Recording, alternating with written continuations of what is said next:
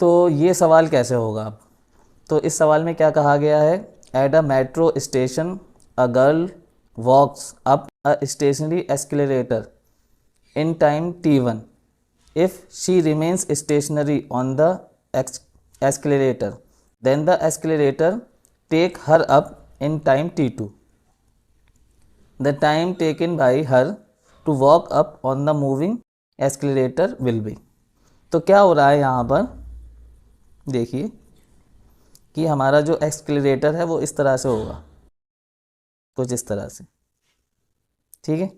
अब first time पे क्या हुआ कि जो एक्सक्लेरेटर है वो आपका जो है स्टेशनरी पोजीशन में है, ठीक है, और वो लड़की यहाँ पर है। अब यहाँ से चढ़ के वो खुद यहाँ ऊपर पहुँचेगी। अब मान लेते हैं ये जो लेंथ है वो L है, ठीक है, और लड़की यहाँ से यहाँ तक पहुँचने में कितना टाइम ले रही है, t1 टाइम ले रही है, ठीक है। अब दूसरे केस में क्या हुआ, दूसरे केस में ये हुआ कि जो एक्सक्लेरेटर था वो हमारा मूविंग में है, ठीक है, मूविंग में है, मूव कर रहा है, ठीक है, और लड़की क्या करती है, यहाँ एक्सक्लेरेटर पे खड़ी हो जाएगी। अब ये एक्सक्लेरेटर खुद ब खुद चलेगा और इसको यहाँ ऊपर तक लाएगा, ठीक है, लेंथ वही रहेगी। अब टाइम यहाँ पर क्या लग रहा है, t2 टाइम लग रहा है, ठीक है। अब हमसे क्या कहा गया क्वेश्चन में कि लड़की खुद भी ऊपर चलेगी और एक्सक्लेरेटर भी मूविंग में है, तो दोनों चलेंगे। तीसरे केस में क्या होगा कि ये हमारा एक्सक्लेरेटर है, ठीक है, तो यहाँ पर एक्सक्लेरेटर भी चल रहा है और लड़की भी साथ में चल रही है, ठीक है। तो ये रिलेटिव वेलोसिटी का सवाल बनता है, रिलेटिव वेलोसिटी का, ठीक है। अब यहाँ पर ये लेंथ L है और हम मान लेते हैं कि यहाँ पर जो टाइम लगेगा वो कैपिटल T है, ठीक है। तो स्टूडेंट्स यहाँ पर जब ये एक्सक्लेरेटर भी चलेगा और लड़की भी साथ में चलेगी तो फिर velocity of girl with accelerator क्या हो जाएगी, वो वेलोसिटी हमें निकालनी है कि वेलोसिटी आपकी वो जो गर्ल चली पहले वाले इस वाले केस में, ठीक है, और फिर वेलोसिटी ऑफ एक्सक्लेरेटर। तो ये जी यहाँ से हटा देंगे, ये नेट वेलोसिटी आपकी रिलेटिव वेलोसिटी ये आ जाएगी, वेलोसिटी ऑफ गर्ल और प्लस वेलोसिटी ऑफ एक्सक्लेरेटर।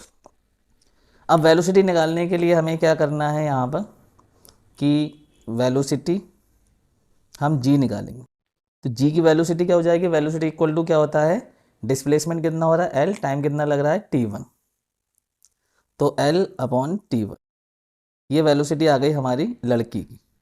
अब वेलोसिटी ऑफ एक्सक्लेरेटर निकालेंगे तो क्या आ रहा है हमारा लेंथ, और यहाँ टाइम कितना लग रहा है t2, ठीक है, तो लेंथ L अपॉन में t2, ठीक, ये वेलोसिटी आ गई। अब दोनों, अब नेट वेलोसिटी जो रिलेटिव वेलोसिटी है वो निकालने के लिए हम इन दोनों वेलोसिटी को ऐड कर देंगे, तो v इक्वल टू क्या आ जाएगा, L upon t1 plus L upon t2, ठीक है, ये आ गया हमारे पास।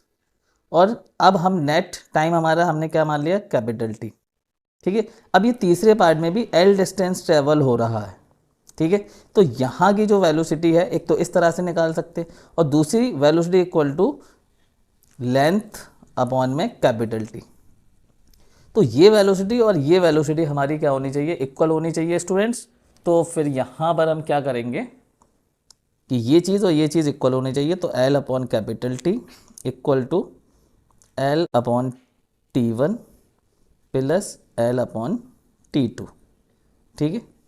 अब स्टूडेंट्स यहाँ पर L से ये L कैंसिल, ठीक है, तो अब हमारे पास क्या बचा कि 1 upon capital T equal to, यहाँ पर हम t1 t2 एलसीएम ले लेंगे, t1 t2, अब t2 इधर मल्टीप्लाई करेगा तो t2 one the t2 plus t1 इधर मल्टीप्लाई करेगा तो t1 वन द t2, ठीक है। अब यहाँ पर हम रेसिप्रोकल कर लेंगे, ठीक है, तो ये t ऊपर चला गया कैपिटल T और यहाँ से t1 t2 ऊपर चले गए, अपॉन में आ जाएगा t1 प्लस t2। तो ये हमारा अब टाइम लगेगा जब दोनों चीज़ें एक साथ चल रही हैं, लड़की भी चल रही है और एक्सेलरेटर भी चल रहा है। तो हमारा ऑप्शन यहाँ पर क्या ठीक है, ये हमारा सी ऑप्शन यहाँ पर बिल्कुल करेक्ट हो रहा है। ठीक है, तो ये इसका आंसर रहेगा।